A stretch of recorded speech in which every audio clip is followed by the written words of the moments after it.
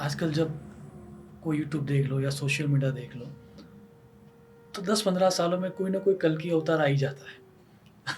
सो जानना मुझे Doesn't ये my था। smile say a lot to you in the answer? You can be right in the center of life and still be religious. Not only religious, you can still be spiritual. ये बात यदि पूर्ण रूप से किसी ने जी कर बताई हो तो वो श्री कृष्ण अवतार क्या है, बात है। इसलिए वो पूर्ण अवतार है। भक्ति, भगवत स्मरण, केशव कीर्तन ऐसी बात है कि कलयुग में भी आप अपने दूसरे सारे कर्तव्य निभाते हुए ये कर सकते हो और वो करते हुए आप परमात्मा का अनुभव पा सकते हो। कलयुग इज कंड्यूसिव फॉर डिवोशन। आरंभ में बहुत सारे लोग मार्गदर्शन, गुरु, शास्त्र, सत्संग ये बहुत सारा मिलता है, लेकिन जैसे जैसे आप ऊपर उठते हो आप अकेले होते जाते हो। इंग्लिश में भी जैसा कहा जाता है, it is quite lonely at the top.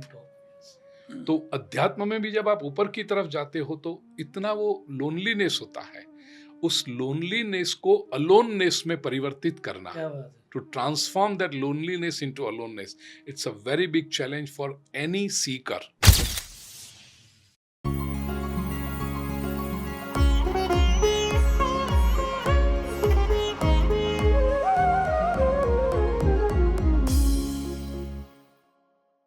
नमस्कार।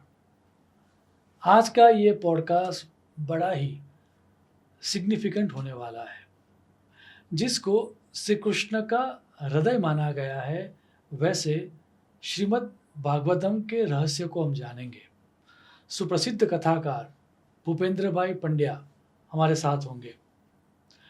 क्यों 18 पुराण लिखने के बाद वेद व्यास को असंतोष हुआ और उन्होंने श्रीमद् भागवतम की रचना की, वो जानेंगे। क्यों भक्ति को कलयुग में सर्वोपरि माना गया है, वो जानेंगे। कल की अवतार कब होगा, ये जानेंगे। श्री कृष्ण आज भी इतने यूजफुल क्यों है, वो जानेंगे। और क्यों श्री कृष्ण को पूर्ण पुरुषोत्तम कहा गया है, उसको भी जानेंगे। इस तरह के कई रहस्यों को आज जानेंगे। ये पॉडकास्ट मेरे लिए खास इसलिए भी है क्योंकि मेरा जन्म ही भागवत कथाकार के परिवार में हुआ। तो बहुत सारे रहस्यों को जानते हुए भी आज के पॉडकास्ट में कई रहस्यों को मैंने पहली दफ़े सुना। तो आइए, मधुराधिपते अखिलम मधुरम, जिसका सब कुछ मधुर है, वैसे श्री कृष्ण के हृदय को समझते हैं, श्री कृष्ण के रहस्य को समझते हैं, श्रीमद् भागवतम को समझते हैं। ओम नारायणं पद्मभवं वसिष्ठं शक्तिं च तत्पुत्र पराशरं च व्यासं शुकं गौडपदं महान्तं गोविन्द योगीन्द्रमथास्य शिष्यं श्रीशङ्कराचार्यमथास्य पद्मपादं च हस्तामलकं च शिष्यं तन्तोटकं वार्तिककारमन्यान् अस्मद्गुरून् सन्ततमानतोऽस्मि। नमस्कार। नमस्कार। पूज्य श्री भूपेंद्र भाई पंड्या, आपका स्वागत है। वैसे कुछ दिन होते हैं जो अपने आप उस एटमॉस्फेयर में स्पिरिचुअलिटी को लेकर आते हैं। आज का दिन कई तरीके से मेरे लिए खास है। जैसे कि ये जो पॉडकास्ट स्टार्ट हो रहा था और मैंने जब आपको बताया that I am thinking about एक नई शुरुआत करने के लिए सोच रहा हूँ, और आपने अनुमोदन दिया था। इतना ही नहीं, आपकी अति व्यस्तता होने के बावजूद आपने कहा था कि डेफिनेटली गो अहेड एंड मैं आऊँगा। So thanks a lot, it means a lot to me. Pleasure Ashish भाई। यस, जैसे कि हमारी पहले बात हुई थी दैट मेरा भी सौभाग्य यही रहा कि एक कथाकार के परिवार में मेरा जन्म हुआ। सो मेरे जो लेट अंकल थे योगेश भाई शास्त्री, मैं पहचानता हूं उनको। यस, वो तो भागवत कथाकार ही थे जी। मेरे पिताजी भी ओकेजनली कथा का श्रवण करवाते हैं। सो जब हमारी बातें हुआ करती थी बचपन में, तो एक कोट बार बार सुने में आता था, वो था विद्यावताम भागवते परीक्षा। ऐसा क्यों? आशीष भाई, भागवत यूं तो भगवान का श्री अंग है, भगवान का देह है। एक बात यह है, सीधा साधा इसका अर्थ विद्यावताम भागवते परीक्षा, कि विद्वान की परीक्षा भागवत में होती है। कारण यह है कि श्रीमद् भागवत की संस्कृत कठिन है। हाँ, मैं अपनी भागवत कथाओं में कई बार ये कहता हूँ कि 8वीं 9वीं 10वीं कक्षा में स्कूल लेवल पर यदि आपने भले एक स्कोरिंग सब्जेक्ट के रूप में ही संस्कृत भाषा ली होगी और थोड़ा सा भी परिचय होगा तो आप रामायण या महाभारत पढ़ सकते हैं। रामायण और महाभारत की संस्कृत सरल है। क्या बात है। श्रीमद् भागवत की संस्कृत कठिन है, उसमें भी विशेष करके चतुर्थ स्कंद, पांचवा छठा स्कंद, तो उसको समझना इवन ग्रामेटिकली कठिन है। थोड़ी सी इसमें, क्योंकि आपको भागवत परिवार से आप आते हैं इसलिए मैं कहूं कि इसका लाभ और हानि दोनों हुए। हानि ये हुई कि भागवत जन सामान्य तक पहुंचने में बहुत समय लगा। रामायण और महाभारत अति प्रचलित हो गए क्योंकि कोई भी पढ़ सकता था। लाभ ये हुआ कि रामायण और महाभारत जैसे क्षेपक इंटरपोलेशंस श्रीमद् भागवत में नहीं आ पाए। क्योंकि रामायण और महाभारत की संस्कृत सरल थी तो समयांतर में कोई भी व्यक्ति जो कुछ संस्कृत थोड़ी जानता था उसने अपनी तरफ से कुछ प्रसंग, घटनाएं, टीका नहीं, प्रसंग, इंटरपोलेशन में क्षेपक की बात करता हूं, तो अपनी तरह से कुछ प्रसंग उसने श्लोक में रचना करके रामायण में और महाभारत में डाल दिए। आज कई घटनाएं ऐसी है लोगों को जो संशय होता है, चाहे वो रामायण के प्रसंग हो या महाभारत के प्रसंग हो, जो मूल महाभारत में है ही नहीं। Can you explain? I'll tell you. अभी जो तुरंत मेरे मन में जो प्रश्न आ रहा है, लोकोक्ति ऐसी है कि अभिमन्यु का जब वध हुआ महाभारत के युद्ध में, ये जो उसके ही भाई ने, जयद्रथ आदि ने किया, तो उसमें लोग ऐसा कहते हैं कि उत्तरा ने तो अभिमन्यु को रक्षा बांधी थी, राखी बांधी थी। अब जब भी रक्षा बांधी गई है तो फिर अभिमन्यु की मृत्यु कैसे हुई? तो रक्षा में कुछ कमी रह गई। आपकी जो रक्षा की परंपरा है उसके ऊपर ही एक प्रहार आ गया कि रक्षा बांधने पर भी शत्रु आपका संहार कर सकता है। तो उसको कवर करने के लिए क्षेपक के रूप में आ गया कि रात के समय भगवान श्री कृष्ण ने चूहे का रूप लेकर के जाकर के अभिमन्यु की रक्षा काट दी। क्या बात है। और लोग मानते भी हैं। Really? हाँ, तो मैं कई बार कथाओं में व्यासपीठ से कहता हूं कि भगवान जो स्वयं पूर्णावतार लेकर के श्री कृष्ण के रूप में आए हैं, उनको चूहे का रूप लेने की आवश्यकता क्या पड़ी? क्या बात है। वो क्षेपक है। तो ये मूल महाभारत में है ही नहीं। आपको आश्चर्य होगा, कुछ क्षेपक अच्छे भी होते हैं और कुछ क्षेपक कथा प्रसंग को हानि पहुंचाते हैं, विशेष करके आधुनिक 21वीं सदी के पढ़े लिखे युवा पीढ़ी को। उनको लगता है कैसे हो सकता है, ये it doesn't appeal to us, it doesn't appeal to our reasoning and intellect, and they are true in saying so. कहने का आशय ये क्षेपक है। आपको आश्चर्य होगा, रामायण में केवट का जो प्रसंग है वो पूरा क्षेपक है। क्या बात है। It is interpolation. वाह। वाल्मीकि रामायण में केवट का प्रसंग है ही नहीं। इंटरेस्टिंग। और आप गोस्वामी तुलसीदास जी की रामचरितमानस देखो या तो अन्य रामायण देखो, उसमें केवट का प्रसंग इतना बढ़ा चढ़ा के, वो अच्छा क्षेपक है क्योंकि भक्ति का आदर्श आपको मिला कि केवट कैसा सुंदर भक्त रहा, लेकिन है वो क्षेपक। अब मैं वाल्मीकि रामायण की जब कथा करता हूं तो स्पष्टता करता हूं कि मैं केवट की कथा इसलिए नहीं कह रहा हूं क्योंकि वो वाल्मीकि रामायण में नहीं है। नहीं तो जब लोगों को पता ना हो तो कहेंगे अरे गुरुजी ने कैसी कथा की, वाल्मीकि रामायण की कथा करें, केवट का प्रसंग तो बताया ही नहीं। तो मुझे स्पष्टता करनी पड़ती कि वाल्मीकि रामायण में केवट है ही नहीं। वाह, क्या बात है। तो ये सारी बातें क्यों हुआ ये? क्योंकि लोगों को आती थी, अंदर मिला दिए कुछ बातों को। आपको जान के आश्चर्य होगा कि वाल्मीकि रामायण में केवट का जो संदर्भ है वो अलग स्थान पर है। भगवान श्री रामचंद्र जी ताड़िका को मार करके फिर विश्वामित्र जी के साथ मिथिला की ओर जा रहे हैं, अहल्या का उद्धार किया, और अहल्या का उद्धार करने के बाद जब मिथिला की ओर जाते हैं और गंगा पार करनी है, वहां पर केवट है। ओह, इंटरेस्टिंग। मछुआरा वहां है, ओके। न विच इज लॉजिकल। आप भी पढ़े लिखे हैं, शास्त्र का अभ्यास करते हैं, और वो 3 या 4 श्लोक में है। वहां जो वाल्मीकि रामायण में कहता है वो कि मैं आपका चरण प्रक्षालन करूंगा, क्योंकि मैंने सुना है कि आपकी चरण रस से तो शिला अहल्या हो जाती है, तो मेरी नाव न हो। 3 या 4 श्लोक। लॉजिकल क्यों है? क्योंकि ये टॉपिकल बात है, अभी अभी घटना हुई है, वहां से राम जी आ रहे हैं, तो ताजा बात है। और वहां पर विश्वामित्र जी कहते हैं कि आप चरण प्रक्षालन कर लो, तो वहां केवल राम, लक्ष्मण और विश्वामित्र 3 ही लोग हैं, क्योंकि सीता जी को तो अभी पाना है, मिथिला की ओर जा रहे हैं। गोस्वामी तुलसीदास जी ने वो पूरा प्रसंग स्थान भेद किया, समय भेद किया, वो क्योंकि राम, लक्ष्मण, सीता वन में जा रहे हैं, तब केवट आता है। वहां विश्वामित्र नहीं है, सीता जी है, राम, लक्ष्मण और सीता है। आर्य सुमंत तो वो लौट जाता है गंगा के उस पार से। तो कहने का आशय, ऐसी कई बातें रामायण और महाभारत में क्षेपक के रूप में आई, श्रीमद् भागवत में न आ पाई। क्यों? क्योंकि श्रीमद् भागवत की संस्कृत कठिन थी। It was not everybody's cup of tea to just formulate a few verses and push into the mainstream of Bhagavat.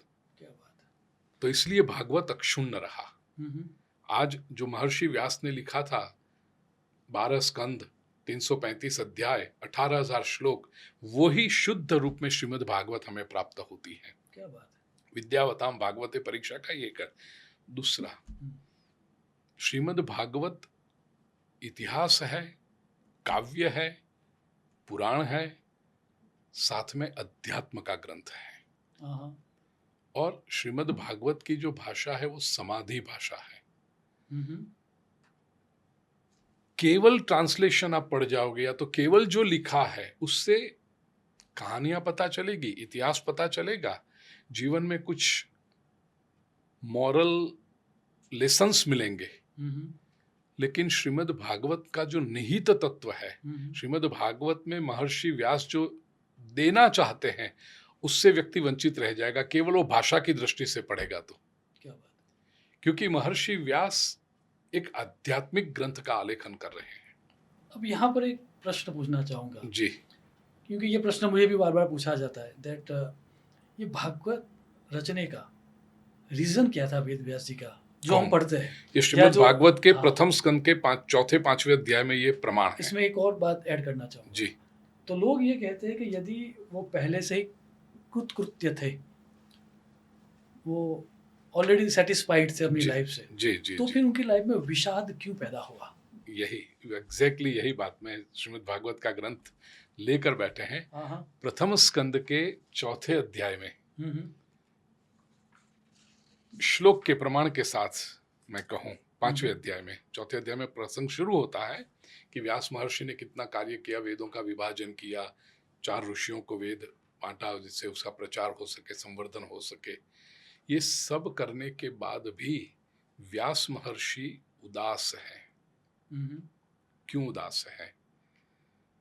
Narad ji पूछते हैं उनको कि आपने तो सब कुछ किया है, पाराशर्य महाभाग भवतः कचिदात्मना परितुष्यति शारीर आत्मा मानस एव, आत्मा मन ये सब आपका तो शरीर सब होना चाहिए। जिज्ञासितम सुसंपन्नम अपि ते महदद्भुतम कृतवान भारतम यस्त्वम सर्वार्थ परिब्रह्मितम। महाभारत जैसा विशाल ग्रंथ आपने जय संहिता का रचना की है, तो उसमें सब कुछ आ गया। व्यासोच्छिष्टम जगत सर्वम, ये जो कहा गया, फिर भी जिज्ञासितम अधीतंच यत्तद ब्रह्म सनातनम, आपने सनातन ब्रह्म की जिज्ञासा भी की है, अन्वेषण भी किया है, अध्ययन भी किया है, फिर भी अथापि शोचस्यात्मानमकृतार्थ इव प्रभो। अकृतार्थ, कृतकृत्य जो शब्द आपने प्रयोग किया, कृतकृत्यता आने के बाद भी अकृतार्थ, ये क्यों दिखाई पड़ रहा है? तब व्यास जी कहते हैं, अस्त्येव में सर्वमिदं त्वयोक्तम तथापि नात्मा परितुष्यते में। देवर्षि, आप जो कहते हो वो सब कुछ किया है मैंने, प्रसन्नता है मेरी उस पर, फिर भी मैं आत्मा न परितुष्यति, क्या बात है। मेरी आत्मा को संतोष नहीं है। आशीष भाई, this is a fact of life. Hmm, आपका जो ज्योतिष का और वास्तु का व्यवसाय है, उसके हिसाब से आप you be meeting cross section of the society. True. समाज के अलग अलग सामान्य से सामान्य व्यक्ति से लेकर के बड़े बड़े लोगों को मिलना आपको होता होगा। आपने देखा होगा जब निजी क्षणों में जब आपके वो अपना हृदय आपके सामने अपनी समस्याओं को लेकर के खोलते हैं, तब कि छोटे व्यक्ति की छोटी समस्या होती है, बड़े व्यक्ति की बड़ी समस्या होती है, जो सामान्य व्यक्ति को पता नहीं चलती। जैसे लौकिक समाज में लौकिक दृष्टि से ये सच है, वही आध्यात्मिक रूप में भी सत्य है। हाँ, आध्यात्मिक उपासना और योग मार्ग की दृष्टि से कहूं तो चक्र जागरण जब होती है, एनर्जी प्राप्त होती है, सप्त चक्र जो जागृत होते हैं, उसमें विशेष करके विशुद्ध चक्र से फिर आज्ञा चक्र और आज्ञा से सहस्रार की ओर जाते समय बड़े बड़े योगी को, बड़े बड़े तपस्वी को बहुत सारी चैलेंजेस का सामना करना पड़ता है। The path is not easy. क्यों? क्योंकि पहले तो ये स्व की यात्रा है। मूलाधार से जब आप शुरू करते हो, या तो मणिपुर से शुरू करते हो, तब आपको गुरु मिलता है, मार्गदर्शक मिलता है, कुछ शास्त्र भी मिलते हैं, तो आप उसमें करते हो क्योंकि वो बिगिनिंग है।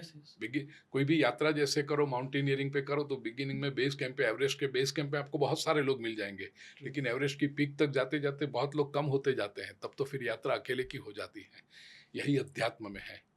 आरंभ में बहुत सारे लोग, मार्गदर्शन, गुरु, शास्त्र, सत्संग, ये बहुत सारा मिलता है, लेकिन जैसे जैसे आप ऊपर उठते हो आप अकेले होते जाते हो।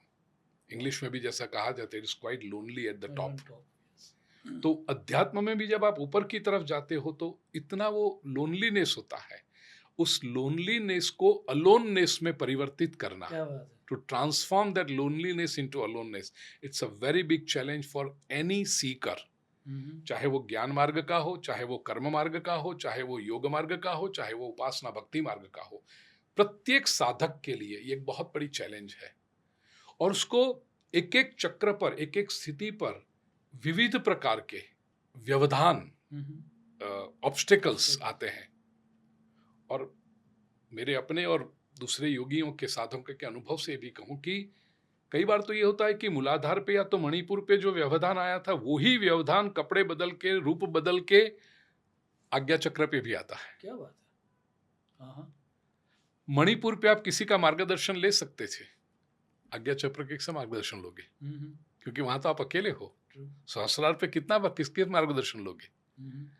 तो ये बात जो है, महर्षि व्यास यहां जो भागवत में कहते हैं कि है सब कुछ, उपलब्धि की है, समाज तो कहता है, साधक को स्वयं भी पता चलता है कि यस आई एम ब्लेस्ड, ईश्वर की कृपा है मुझ पर, अध्ययन किया है, उपासना की है, कर्मयोग किया है, पाया भी है, समाज की दृष्टि से सक्सेसफुल का लेबल भी लगा है, लेकिन उस तरफ पे जो चैलेंज आ रही है, तथापि, और उसको लगता है कि जिसके लिए मैं शरीर धारण करके आया हूं, ये जो मनुष्य देह की अपॉर्चुनिटी मिली है, उसका लक्ष्य अभी तक सिद्ध नहीं हुआ, और समय की घड़ी तो टिक टिक टिक टिक कर रही है, सैंड क्लॉक में मिट्टी तो गिर रही है, उसको पता है कि जितने समय इस शरीर में रहा हूं, इतना समय बचा नहीं है, और मुझे जो प्राप्त करना है वो हो पाएगा। अब इतनी मैच्योरिटी है कि वो सामान्य व्यक्ति की तरह वो अधीरा नहीं हो जाता, because he knows what is happening. लेकिन एक प्रकार की एक सेंस ऑफ मिसिंग आउट वो रहता है। ये बात यहां पर महर्षि व्यास कहते हैं कि तथापि ना, वेदों का विभाजन कर लिया, करते समय बहुत आनंद आया, समाज ने भी कहा वाह वाह, हजारों वर्षों में जो नहीं हुआ था वो महर्षि व्यास ने कर दिया, आनंद आया, 4 ऋषियों को सौंपे, 4 ऋषि अपने वेदों का प्रचार कर रहे हैं, लेकिन व्यास जी को लगता है क्या मैं केवल वेदों का विभाजन करने आया था? Is this the only purpose of my life? क्या बात है। 17 पुराणों की रचना की, इज दिस द, हो गई, आनंद आया, लेकिन वो हो जाने के बाद पता है क्या, is this the purpose of my coming in this body on this earth in this planet? क्या बात है। अभी कुछ कमी क्यों? क्योंकि जो अल्टीमेट चाहिए, द सुप्रीम एक्सपीरियंस, वो अभी भी बाकी है। हम्म, और वो एक प्रकार की अधूरप, हम्म, एक मिसिंग आउट, डिवॉइडेंस को, असंतोष की भावना निर्माण करता हाँ, है। वो क्या। और ये आप किससे कह सकोगे? हम्म, वो कम से कम आपकी कक्षा वाला तो चाहिए। आगे वाला मिल जाए तो बहुत अच्छी बात है, लेकिन कम से कम आपकी कक्षा वाला चाहिए। और ये यहाँ पर जब महर्षि को देवर्षि मिले, तो महर्षि देवर्षि, और सामने वाला मुझे समझेगा कि नहीं वो भी तो एक प्रश्न रहता है। सही बात है। तो यहां जब देवर्षि ने सामने से पूछा कि कौन सी उदासी है, तब महर्षि कहते हैं कि तथापि नात्मा परितुष्यते में। क्यों? तन्मूलम अव्यक्तम अगाध बोधम पृच्छामहे त्वात्म भवात्म भूतम। आप मुझे बताइए क्या है। और देवर्षि तुरंत समझ गए, एक ही वाक्य में उन्होंने कह दिया, भवता नुदित प्रायम यशो भगवतो मलम ये नई वासो न तुष्येत मन्ये तद दर्शनम खिलम। क्या बात है। जिससे परम तत्व प्रसन्न न हो। और परम तत्व जो आपके भीतर बैठा हुआ है वो कहीं बाहर नहीं है। आज ही मैं बिटिया से बात कर रहा था कि बाहर निकले कि भटकने गए। हाँ, अंदर जो आपके भीतर है वो जब तुष्टि न मिले, तब तक जो आपने फिलसॉफी की, दर्शन, मन्ये तद दर्शनम खिलम, खिलम का अर्थ है अधूरा, यस, वो सब अधूरा है। सादी भाषा में कहूं तो देवर्षि नारद ने महर्षि व्यास से कहा कि आपने परमात्मा तक जाने का मार्ग तो बताया, लेकिन परमात्मा की महिमा नहीं समझाई। केवल मार्ग दिखाने से लोग यात्रा आरंभ नहीं करते। जहां पहुंचना है वो लक्ष्य की महिमा पता होनी चाहिए। क्या बात है। कथाओं में, व्यासपीठ से मैं एक सामान्य दृष्टांत देता हूं कि अहमदाबाद का कोई स्थान बोलो, कोई अच्छा सैटेलाइट ले लो। सैटेलाइट, इसरो, चलो। तो कर्णावती में आए हो तो इसरो देखा, या तो इसरो तक जाने के मार्ग में बताऊं। यहाँ हम जितने लोग बैठे हैं, आप कहोगे इस रास्ते से इसरो जाया जा सकता है, दूसरा कोई कहेगा ये रास्ते से, तीसरा कोई कहेगा ये, चौथा ये, अलग अलग रास्ते हम बता सकते हैं। लेकिन वो समझो मैं बाहर से आया हूं तो मैं कहूंगा आप लोग बता रहे हो मुझे इसरो तक जाने का मार्ग, लेकिन मैं जाऊं क्यों इसरो? क्या बात है। महात्मा मुझे क्या जरूरत है? हम्म, लेकिन एक व्यक्ति आकर के कहे कि कर्णावती में इसरो है, यहाँ ऐसे संशोधन होते हैं, बहुत अच्छा काम हो रहा है, रिसर्च साइंटिस्ट होते हैं, और कर्णावती में आकर के जिसने इसरो न देखा उसकी यात्रा ही असफल रही, कर्णावती आए क्या आप? तो ये जब कहूं तो तुरंत मेरे मन में प्रश्न उठेगा, अच्छा इतना अच्छा इसरो कैसे जा सकता है? और व्यक्ति कहे मुझे पता नहीं, मुझे तो कोई ले गया था, don't worry I will find the way out. क्या बात है। एक बार मैंने यदि ठान ली कि मुझे इसरो की मुलाकात लेनी है, तो फिर मैं सोच लूंगा कहीं से भी रास्ता निकाल लूंगा। जब तक लक्ष्य की महिमा पता नहीं है, चाहे 10 मार्ग दिखाओ, व्यक्ति यात्रा शुरू नहीं करता। लेकिन लक्ष्य की महिमा पता चल गई, रास्ता वो खुद ढूंढ लेगा।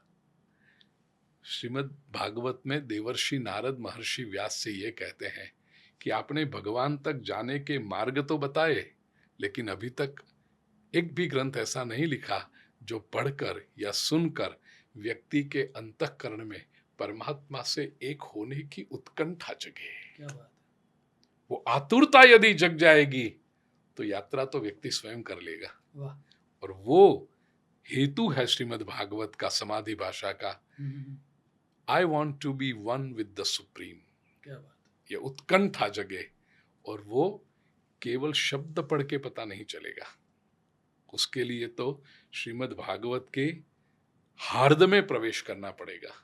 अब यहाँ पर एक प्रश्न पूछना चाहूँगा, और यदि ये इतना महत्वपूर्ण है, जैसे कि हम सबको पता ही है कि महत्वपूर्ण ही है, तो फिर हाउ कम ये मरने के बाद किसी को मुक्ति मिले, ये मानकर? जब कथा का आयोजन पहले हुआ करता था, अभी तो ऐसा नहीं होता, लेकिन यदि हम आम तौर पर देखें तो ये देखा है कि मरणोत्तर आदमी की मुक्ति के लिए या सदगति के लिए भागवत कथा का आयोजन होता है। ये क्यों हुआ? कारण पद्म पुराण अंतर्गत जो महात्म्य है श्रीमद् भागवत का 6 अध्याय में, वह और श्रीमद् भागवत का मूल ग्रंथ है, वो दोनों मिलकर हम्म, पद्म पुराण अंतर्गत महात्म्य में चौथा और पांचवा अध्याय, जहां पर गोकर्ण की हम्म, द्वारा धंधु की धुंधुकारी की धुंधुकारी। मुक्ति की बात है। तो धुंधुकारी के लिए गोकर्ण ने सब कुछ किया। जब उसको पता चला कि धुंधुकारी की मृत्यु हो गई है, तो जहां जहां तीर्थ क्षेत्र में गए, इवन गया में जाकर भी उन्होंने पिंडदान चमत्कार। तर्पण आदि किया। लेकिन धुंधुकारी तो प्रेत योनि में था। जब गांव में लौटे गोकर्ण, तो पता चला कि वो तो प्रेत योनि में है। तो उसकी मुक्ति कैसे हो सकती है? भगवान सूर्य नारायण से प्रश्न पूछकर उन्होंने उत्तर लिया। ये तो ये एक है कि भाई भागवत की कथा करके धुंधुकारी जैसे प्रेत को भी मुक्ति प्राप्त हुई। ये पहला अर्थ।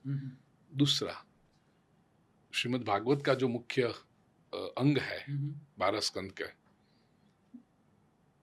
क्या है कथा प्रसंग? परीक्षित को जब पता चला, इंटरेस्टिंग, शाप मिला है कि 7वें दिन मृत्यु है, और परीक्षित गंगा नदी के तट पर ऋषियों का जो ज्ञान सत्र चलता था वहां गए और ऋषियों से पूछा कि मुझे मुक्ति कैसे मिल सकती है, मेरे पास 7 दिन बचे हैं। और ऋषि आपस में संवाद कर रहे थे कि राजा को कौन सा उपाय बताया जाए। तब जाकर के एक अभ्यागत के रूप में श्री सुखदेव जी का आगमन, और उन्हें व्यासपीठ पर बिठाकर ये प्रश्न पूछा परीक्षित ने। श्रीमद् भागवत के प्रथम स्कंद का अंतिम जो 19वां अध्याय है, वहां पर परीक्षित ये प्रश्न पूछता है। आप यदि देखोगे तो 37वां श्लोक, प्रथम स्कंद के 19वें अध्याय का 37। अतः पृच्छामि संसिद्धिम योगिनाम परमं गुरुम पुरुषस्य हि यत् कार्यम म्रियमाणस्य सर्वथा। जो म्रियमाण है, जिसकी मृत्यु निश्चित है, उसका कार्य क्या होना चाहिए? क्योंकि परीक्षित ने कहा कि मुझे तो मेरी मृत्यु स्पष्ट दिखाई पड़ रही है, 7वें दिन मेरी मृत्यु होगी, तो मुझे क्या करना चाहिए? और दूसरे अध्याय से फिर मृत्यु की तैयारी कैसे करें, इस बात में तो फिर लोगों ने ये लिया कि भाई न केवल मृत्यु के बाद मरणोत्तर नहीं है। परीक्षित को जब पता चला कि मेरी मृत्यु होने वाली है, और उसने ये सुखदेव जी से ज्ञान पाया है जीवन मुक्ति के लिए। Purpose, again coming back to the first question आपका जो था, कि मेरे इस शरीर में, इस पृथ्वी पर आने का पर्पस क्या है? केवल डिग्रियां इकट्ठा करना, केवल संपत्ति इकट्ठी करना, केवल प्रॉपर्टी इकट्ठी करना, केवल लोगों की वाहवाही या इकट्ठा करना, ये सब it is a by product. मेरा पर्पस क्या है? वह पर्पस है परमात्मा से एक रूप होना, वही मुक्ति है। क्या?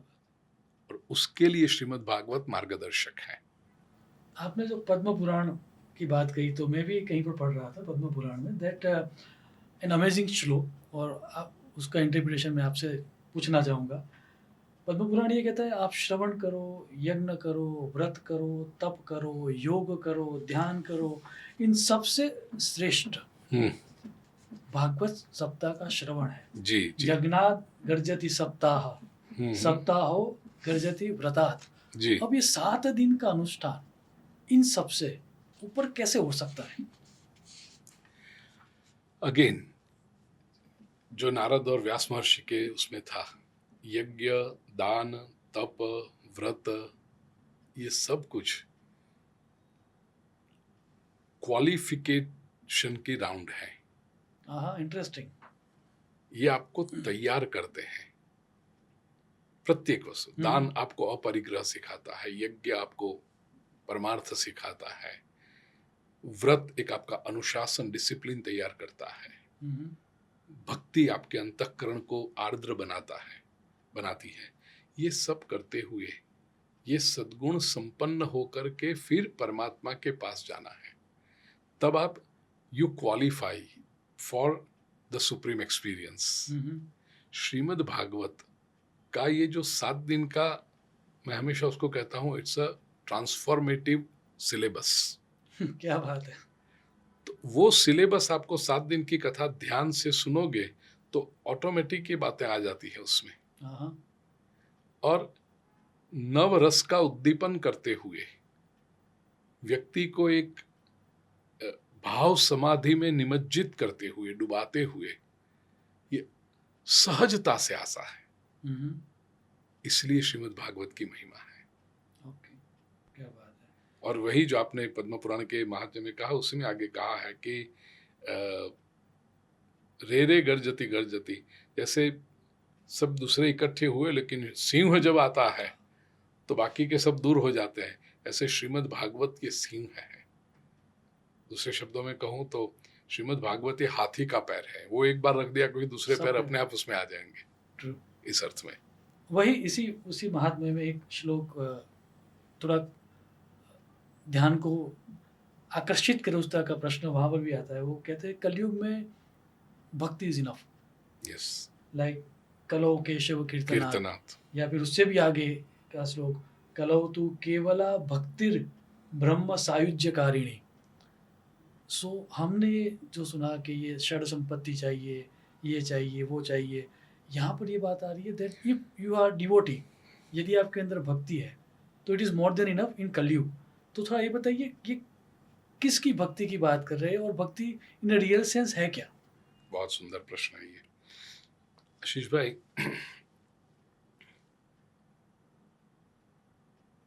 मैं एक दृष्टांत से इस सिद्धांत को समझाऊं।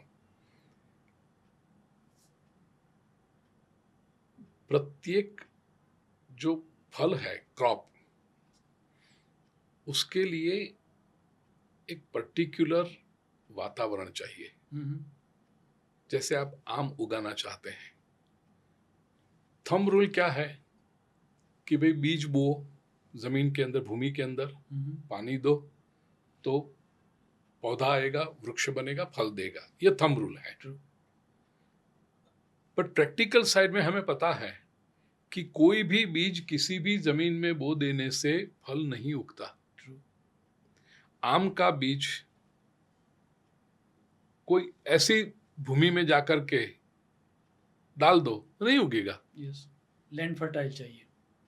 फर्टाइल भी हो लेकिन वो उसके अनुरूप, जैसे लाल मिट्टी होती है, काली मिट्टी होती है, तो प्रत्येक क्रॉप के लिए एक सुनिश्चित लैंड, सुनिश्चित प्रकार की लैंड चाहिए। तो ठीक इसी तरह आध्यात्मिक विकास के लिए भी कोई समय ऐसा होता। अच्छा, आम के लिए किसी को गलत सीजन में आप डाल दो। अब जैसे गेहूं की फसल है, तो गेहूं की फसल अपने इसमें एक सीजन में होती है।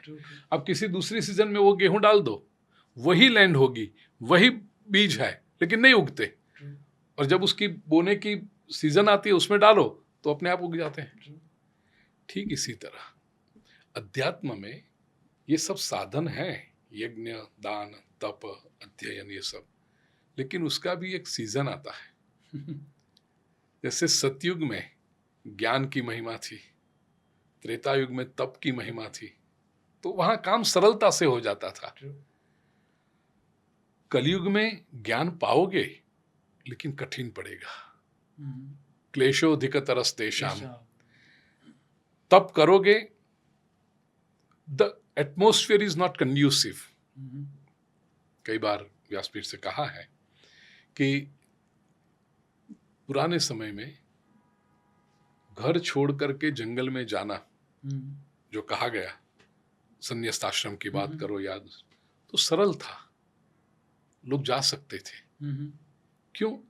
क्योंकि क्वालिटी ऑफ लाइफ में बहुत फर्क नहीं पड़ता था।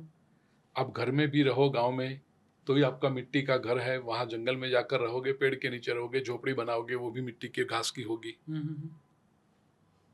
गांव में रहोगे, सूर्यास्त के बाद अंधेरा हो जाता है, सो जाना है, तो वहां भी सूर्यास्त के बाद अंधेरा है, सो जाना है। गांव में रहते थे, किसी को मिलने के लिए चल के जाना है, वहां भी कहीं कुछ करना हो तो चल के जाना है। तो मोटा मोटी लाइफस्टाइल रिमेन द सेम। अब ये संभव नहीं है। अब आधुनिक युग में 21वीं सदी के ये तीसरे दशक में किसी से कहा जाए कि घर छोड़कर जाओ, अरे वो तुरंत पूछेगा कि मेरे जैसे घर की मुझे एयर कंडीशन मिलेगा कि नहीं, एसी नहीं होगा तो मैं रात को सो नहीं सकता हूँ। कहीं आप रिसोर्ट में या कहीं भी घूमने गए कहीं पर, और वहाँ कहता है सर आपका एसी नहीं चलता है, नहीं नहीं मुझे रूम बदल के दो, I can't sleep without air conditioner.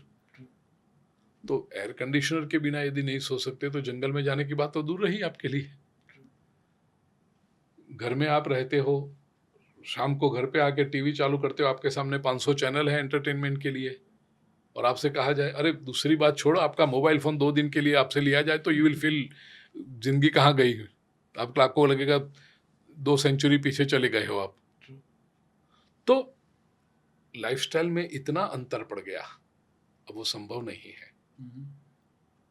लेकिन भक्ति, भगवत स्मरण, केशव कीर्तन ऐसी बात है कि कलयुग में भी आप अपने दूसरे सारे कर्तव्य निभाते हुए ये कर सकते हो, और वो करते हुए आप परमात्मा का अनुभव पा सकते हो। क्या इसलिए कलयुग is conducive for devotion. Oh, that's the right answer. Yes yes, इसलिए, और कोई भी कर सकता है, उसमें आपको बहुत परिश्रम भी नहीं पड़ेगा। इनफैक्ट अभी जो हम बहुत लोग जो कहते हैं कि कलयुग के जो गलत बाई प्रोडक्ट्स हैं, स्ट्रेस, टेंशन, उस सबको क्योर करने के लिए भक्ति श्रेष्ठ उपाय है। ट्रू, सही बात, सही बात। यस, तो इसलिए ये कहा कि क्या कलयुग बात की ये महिमा है। ये कलयुग जब भी बात आती है, आजकल जब कोई यूट्यूब देख लो या सोशल मीडिया देख लो, तो 10-15 सालों में कोई ना कोई कल की अवतार आ ही जाता है। सो जानना Doesn't my मुझे smile say a lot to you in the answer? I know. So प्रत्येक अवतार का अपना एक हेतु होता है, और आपको हम तो कलयुग के प्रथम चरण में हैं। आज भी यदि हम जो पूजा करते हैं कलो प्रथम चरण आता ही है, कलयुग के कोई भी प्रथम संकल्प, जी, किसी भी संकल्प में, तो प्रथम चरण में है, वो सबको पता है, लेकिन फिर भी अच्छा लगता है जब कोई बताए कि हमारा गुरुजी कल्कि का अवतार है, तो अच्छा लगता है, सुनने में अच्छा लगता है। आप क्या क्या कहना है उसके बारे में? और सेकंड, उपनिषद में आशीष भाई एक बहुत सुंदर मंत्र है, अंधे नैव नीयमाना यथा अंधा। अंधा अंधा ठेलिया। गुरु नानक ने ये या- अनुवाद किया, अंधा अंधम ठेलिया। तो दया खाओ ऐसे लोगों की, और क्या करें, क्योंकि श्रीमद् भागवत में प्रमाण है, कल की अवतार जो होगा संबल नाम के गांव में, वो मिनिमम मोस्ट कंजर्वेटिव एस्टिमेट से भी करो तो आज से 12,000 वर्ष बाद होने वाला है। क्या बात है। तो अभी जो लोग ये कल की बनकर बैठे हैं, वो अंधा अंतम ठेलिया, उनकी दया करो, और क्या करें। ट्रू।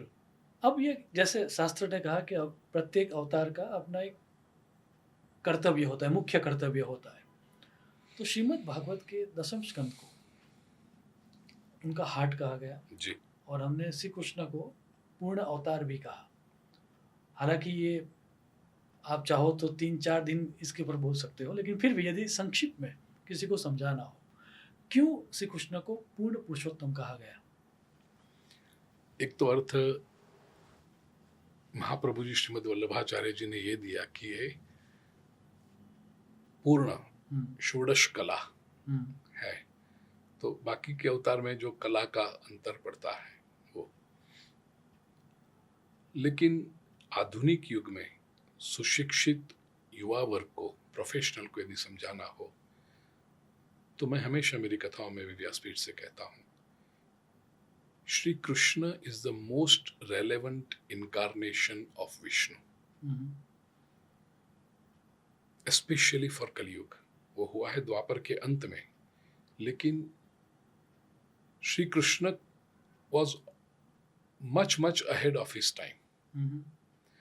अब ये समय आया है कि हम श्री कृष्ण को स्वीकार कर सकते हैं। कृष्ण अपने समय में स्वीकृत नहीं हुए, बहुत कम लोग थे जो कृष्ण को समझ पाए, स्वीकार कर पाए। स्वयं उनके परिवार के लोग, उनकी बिरादरी के लोग, यादव वंश नहीं कर पाए, इसलिए तो यादव वंश नष्ट हुआ। लेकिन अब यह समय आया है कि हम कृष्ण को समझ पाते हैं, स्वीकार कर पाते हैं, और कृष्ण के बताए हुए आदर्शों पर जी सकते हैं। सबसे पहली बात श्री कृष्ण की पूर्ण अवतार इसलिए है कि उन्होंने जीवन को समग्रता में स्वीकार किया है।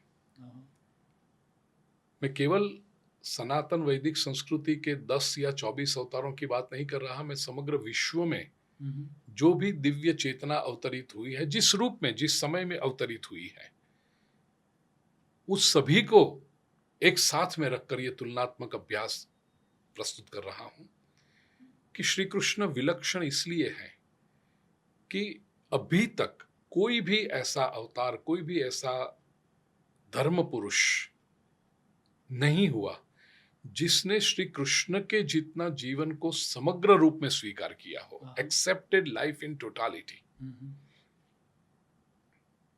अल्बर्ट श्वाइत्जर का एक कोट है, और आप अभ्यास हुए इसलिए मुझे पता है, ये इंटरव्यू सुनने के बाद तुरंत गूगल करोगे और ढूंढोगे उसको। तो मैं बड़ी जिम्मेदारी के साथ यह कोट कहूं। अल्बर्ट श्वाइत्जर का ये कोट है, religions of the world our life negative. He says most religions of the world are life negative, and he's true to a great extent. अब देखिए, धर्म के लोगों की समझ क्या है, समझ तो, और एक्सपेक्टेशन क्या है धर्म के बारे में लोगों में, कि सामान्य रूप से जीवन में व्यक्ति जो करता है वो जो न करे उसको हम धार्मिक कह देते हैं। क्या बात है, इंटरेस्टिंग। तो life is against the normal course of the religion और spirituality is against the normal course of life. दृष्टांत, हम घर में रहते हैं, जो व्यक्ति घर छोड़ के चला जाए लोग कहेंगे बड़े धार्मिक है, घर में रहते ही नहीं है। हम कपड़े पहनते हैं, जो कपड़े ही ना पहने या किसी एक प्रकार के ही कपड़े पहने लोग कहेंगे बड़े धार्मिक है। हम दिन में 2 बार 3 बार भोजन की अपेक्षा रखते हैं, जो भोजन ही न करे दिनों दिन, बड़े महात्मा हो गए। हफ्ते भर 15 दिन, लिम्का बुक ऑफ रिकॉर्ड्स में आता है इतने दिनों का उपवास किया इन्होंने, जबकि श्री कृष्ण कहते हैं कर्षयंत शरीरस्थम। क्या बात है, वो तो शरीर के भीतर रहे हुए मुझे कष्ट दे रहा है। तो कहने का हम प्रामाणिकता से संपत्ति कमाने का प्रयास करते हैं, जो व्यक्ति पैसे को हाथ न लगाए तो कहेंगे बड़े धार्मिक है, पैसे को हाथ नहीं लगाते। हम जिनको मिलते हैं वो हम एक प्रकार का इमोशनल बॉन्ड निर्माण करते हैं, वो बॉन्ड जो निर्माण न करे, सबको दूर रहो, छुओ मत, इधर मत आओ, इधर मत आओ, तो कहेंगे बड़े धार्मिक है, महात्मा जी मत छुओ मत छुओ। और ये बात अलग कि आने से पहले महात्मा जी पूछ लेंगे कितने लोग आने वाले हैं। और वहां जो भीड़ आई तो 3 लोग कहेंगे दूर रहो, अरे भाई दूर रखना था तो तुम आए क्यों, वहीं गुफा में बैठे रहते ना। तो ये जो दाम्भिकता है, हिपोक्रेसी है, कृष्ण ने एक प्रहार से सारी हिपोक्रेसी का छेद उड़ा दिया है। कृष्ण ने जीवन का पूर्ण रूप से स्वीकार किया। सनातन वैदिक संस्कृति का जो ये संदेश था कि you can be right in the centre of life and still be religious, not only religious, you can still be spiritual, ये बात यदि पूर्ण रूप से किसी ने जी कर बताई हो तो वो श्री कृष्ण अवतार है, इसलिए वो पूर्ण अवतार है। अब you will find no parallel. बांसुरी बजाता हुआ, नाचता हुआ, गाता हुआ कोई भगवान आप सोच सकते हो? उनसे पहले जितने भी भगवान आए बड़े गंभीर भगवान थे, बड़े उदास भगवान थे। ये नाचता हुआ, गाता हुआ, और ऐसा नहीं कि उनके जीवन में समस्याएं नहीं आई है, बड़ी चैलेंजेस आई है। जिसका जन्म ही कारागृह में हुआ, जन्म के बाद तुरंत माता पिता से अलग होना पड़ा, छठे दिन से पूतना से शुरू करके एक के बाद एक राक्षस आने लगे, लाइफ थ्रेटनिंग चैलेंजेस। लेकिन इन सारे विसंवादों के बीच में कभी आप कृष्ण को उदास नहीं देख पाओगे, कभी कृष्ण की आईब्रोज को आप ऐसी नहीं देख पाओगे। इज ऑलवेज प्रसन्न भानुशोभनम निकाम कामदायकम रसाल वेणुगायकम। ये पूर्णावतार है। और आज के युग में आशीष भाई, हमें जो सीखना है, हमें जो पाना है कृष्ण से, वो यही कि हमारे जीवन में भी कदम कदम पर चैलेंजेस तो हैं। हमारा ये इंटरव्यू हिंदी में, इंग्लिश में है, लेकिन एक गुजराती कवि की बड़ी सुंदर रचना मुझे याद आ रही है जो मैं शेयर करना चाहता हूँ। जोई छे एनी पर संवेदन, एक पहला शब्द मुझे याद नहीं रहा है, प्रसन्नता उसकी देखी है पर संवेदन નથી જોયા, અરે રે કોઈએ આઝાદીના બંધન નથી જોયા। મહાભારત અને યાદવા સ્થળી જોવા પડ્યા એણે, કનૈયાએ જીવનમાં માત્ર નંદનવન નથી જોયા। क्या बात है, क्या बात है। खुशहाली, खुशाली जोई छे एनी ने संवेदन નથી જોયા अरे रे कोई ये आजादी ना बंधन नहीं। श्री कृष्ण की खुशहाली प्रसन्नता तो सभी ने देखी, लेकिन उसकी संवेदनाओं को किसने देखा? ट्रू आजादी को देखी, लेकिन उसके साथ जो बंधन आ जाते हैं वो किसने देखे? ट्रू जिसको महाभारत देखना पड़ा, जिसको यादवास्थली अपने ही स्वजनों को रोकने का प्रयास किया कि आपस में मत लड़ो, फिर भी वो नहीं माने और आपसी युद्ध में नष्ट हो गए यादव। आंखों के सामने और ये इनके आंखों के सामने दुनिया भगवान मानती है, घर के लोग नहीं मानते उसको। ये वेदना समझ सकते हो आप? अरे रे कोई आजादी ना बंधन નથી જોયા, મહાભારત અને યાદવાસ્થળી જોવા પડ્યા એણે, કનૈયાએ જીવનમાં માત્ર નંદનવન નથી જોયા। क्या बात है। क्योंकि लोगों को कृष्ण के बारे में यही पता है, कृष्ण ने क्या करे, मक्खन चुराया, गोपियों के चीरहरण किया, रास खेले, 16,008 रानियां की, उसने तो जलसा ही किया है ना। वो जलसा नहीं है, उसके जीवन को देखो तो पता चलेगा। आधुनिक मनुष्य एक छोटी समस्या आए तो डिप्रेशन में चला जाता है। इसने कितनी कितनी बड़ी बड़ी समस्याएं झेली और अपनी प्रसन्नता को नहीं छोड़ा, इसलिए कृष्ण पूर्णावतार है। क्या बात है, क्या बात है। As I said in the beginning of this answer, is the most relevant God for 21st century and the coming time. अभी आपने वल्लभाचार्य जी की डेफिनेशन की, पूर्ण अवतार की, तो इट रिमाइंड्स मी वल्लभाचार्य जी से पहले प्रस्थान त्रयी हुआ करता था कि आप वेद उपनिषद पढ़ो, ब्रह्मसूत्र पढ़ो और भगवद गीता का अभ्यास करो। वल्लभाचार्य जी ने उनको बना दिया प्रस्थान चतुष्टयी जी, भागवत, श्रीमद् भागवत को ऐड करके। उसके पीछे का क्या राज है? उसके पीछे ये रहस्य है कि महाप्रभु जी ने, श्रीमद् वल्लभाचार्य जी ने अध्ययन करके बताया कि श्रीमद् भागवत जो है वो वेद उपनिषदों का ही सार है, ब्रह्म सूत्र का ही सार है। श्रीमद् भगवद गीता के सारे सूत्र श्रीमद् भागवत में समाहित हैं। जैसे ब्रह्म सूत्र का प्रथम सूत्र है अथातो ब्रह्म जिज्ञासा, और दूसरा सूत्र है कि जन्माद्यस्य यतः। तो जन्माद्यस्य यतः है तो भागवत का आरंभ है, प्रथम श्लोक, प्रथम स्कंद के प्रथम अध्याय का प्रथम श्लोक मंगलाचरण का, जन्माद्यस्य यतोन्वयादितरतश्चार्थेष्वभिघ्नस्वरः। तो ये तीन अलग अलग अलग अध्ययन करोगे तो बहुत अच्छी बात है, लेकिन उतना जो प्रवास नहीं कर सकता है अध्ययन का, वो केवल श्रीमद् भागवत का भी अध्ययन करे तो इसमें सारे सूत्र आ जाते हैं। इसलिए महाप्रभु जी ने फिर श्रीमद् भागवत का समावेश प्रस्थान चतुष्टय में, त्रयी में करके प्रस्थान चतुष्टय बनाया। Okay, interesting. अच्छा, अभी जब हमारी बात जैसे हो रही थी, जैसे श्रीमद् भगवद गीता प्रिसीड्स श्रीमद् भागवत क्रोनोलॉजिकली। तो भगवद गीता के लिए कहा गया सर्वोपनिषदो गावो दुग्धा गोपाल नंदन, पार्थो वत्स सुधीर भोक्ता, दुग्धम गीतामृतम महत। सारे उपनिषद का अध्ययन करोगे तो बहुत अच्छी बात है, लेकिन समय नहीं है, सुविधा नहीं है, इतनी मैच्योरिटी नहीं है इंटेलेक्चुअली, तो आप श्रीमद् भगवद गीता पढ़ो। सारे उपनिषद जैसे गाय हैं और गोपाल ये ग्वाल हैं, और उन्होंने दोहन किया, दोहन पार्थ के लिए, अर्जुन के लिए वो दोहन करके गीतामृतम, गीता रूपी अमृत आपको दे दिया, कि सारे उपनिषदों का सार उसमें आ गया। ऐसे वेद उपनिषद, ब्रह्मसूत्र और भगवद गीता, ये सभी का सार श्रीमद् भागवत में आ गया। ऐसे महाप्रभु जी का दर्शन है। ओके, सो यदि आज के समय में किसी व्यक्ति के पास यदि समय अवकाश है कि वो 18,000 श्लोक को पढ़े तो ठीक है। मान लीजिए वो नहीं पढ़ रहा है और कुछ क्षणों का समय है उस व्यक्ति के पास, तो ऐसे कोई श्लोक है कि जिसका पठन करने से पूरे भागवत का सार मिल जाए? ये बहुत डेंजरस जोन में ले जा रहे हैं आप मुझे, क्योंकि मैं हमेशा कथाओं में भी व्यासपीठ से कहा है मैंने कि आधुनिक युग की एक बहुत रिस्की, ऐसे तो लालच से उत्पन्न हुई कि in brief, tell us in brief. तो आपके सोशल मीडिया पर मैं उतना एक्टिव नहीं हूँ, मेरी तो टीम काम करती है, लेकिन भगवद गीता इन 7 मिनट्स, यू नो, और ऐसे वीडियो मुझे बताती है मेरे टीम के लोग कि ऐसे ऐसे वीडियो को 15-15, 20-20 लाख की व्यूअरशिप मिलती है। मैंने कहा ये चीटर लोग हैं, ये छलिया लोग हैं। भगवद गीता को 7 मिनट्स में आप कैसे रख सकते हो? पॉसिबल नहीं है।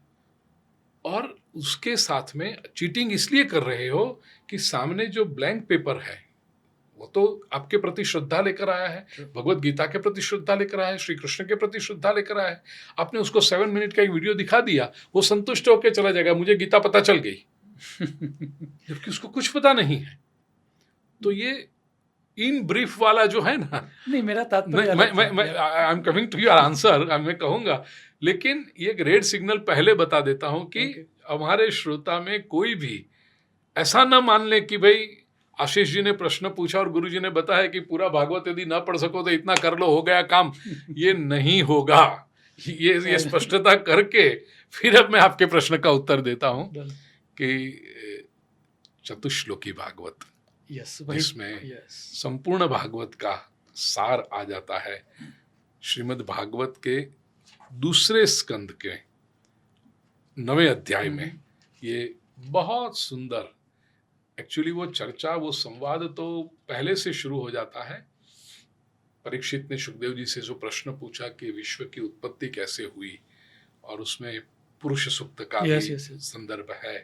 लेकिन वो चर्चा जब शिखर पर पहुंचती है तो श्रीमद् भागवत का दूसरा स्कंद, जिसको ज्ञान लीला कहते हैं, उसके 9वें अध्याय के 32, 33, 34 और 35 ये 4 श्लोक, इसको चतुश्लोकी भागवत कहते हैं। अहमेवा समेवाग्रे नान्यत यत् सरसत्परम पश्चादहम यदे तच्च यो शिष्येत सोस्म्यहम्। ये 4 श्लोकों का यदि स्पष्ट उच्चार किया जाए और उसका तात्विक अर्थ समझा जाए तो उसमें वेदांत का भी सार आ जाता है, कर्मयोग का भी सार आ जाता है, भक्ति का भी सार आ जाता है, और योग मार्ग का भी सार आ जाता है। ये 4 श्लोक, क्योंकि अब जितना अंदर उतरोगे उतना वो ये 4 श्लोक आपको श्रीमद् भागवत के महासागर तक ले जाएंगे। क्या बात है। It's like a treasure. ये पिक्चर है आगे, ये टीजर, ट्रेलर ऑफ कोर्स। यदि अभी ट्रेलर भी है और वो नवनीत भी है। क्या बात है। 10 लीटर दूध को छान मार के मंथन करके आप निकालो और जो मक्खन आता है, लेकिन उसमें पूरा 10 लीटर दूध का सार उसमें समाया गया है। क्या बात है। यदि आपके अनुभव से, और ये I know you are very busy, तो ये आखिरी मेरा प्रश्न और सभी प्रेक्षकों के लिए भी ये प्रश्न रहेगा, यदि आपको इन नट शेल आपके एक्सपीरियंस को मुझे पता है बहुत सारे एक्सपीरियंसेस होते हैं और उसको एक तरह से एक वाक्य में या 2 वाक्य में आप संजो नहीं सकते, लेकिन फिर भी यदि आप चाहो कि श्रीमद् भागवत ने आपको क्या दिया और क्या क्या पॉसिबल है।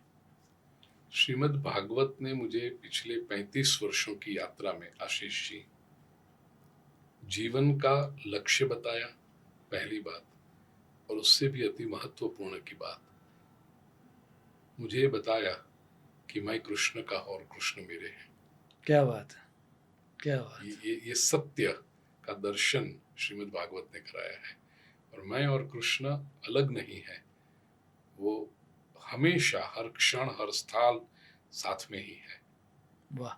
ये अनुभूति यदि किसी एक ग्रंथ ने दी होगी तो श्रीमद् भागवत ने दी है। क्या बात है। With this an amazing note आज का पॉडकास्ट हम यहीं पर ख़त्म करते हैं। वंस अगेन, लगा ही नहीं कब समय व्यतीत हो गया, अभी शुरू किया हो वैसा ही लग रहा है। That's why I would like to request you कि जब आपको मौका मिलता रहे, जब समय अवकाश हो, तो डेफिनेटली हम ऐसे ही पॉडकास्ट करते रहेंगे, ताकि आने वाली पीढ़ियों के लिए एक तरह से ये डॉक्यूमेंटेशन भी हो कि श्रीमद् भागवत क्या है, श्रीमद् भगवत गीता क्या है, और आपने जो ग्रंथ लिखे हैं उसके बारे में भी आने वाले समय में हम बातें करेंगे। आज के लिए आभार इसलिए भी कहना चाहिए क्योंकि ताकि ये न लगे कि मैं ये कह नहीं सकता, और आभार इसलिए नहीं कहना चाहिए क्योंकि उसमें बाहर शब्द आता है, लेकिन फिर भी मैं चाहूँगा कि थैंक्स अ लॉट। और ये मेरी पॉडकास्ट की यात्रा में आप पहले थे जिनको मैंने रिक्वेस्ट की थी, and you accepted with the grace. So once again thanks a lot. प्रसन्नता। मिलते रहेंगे। जी। शुभम भवतु। प्रणाम।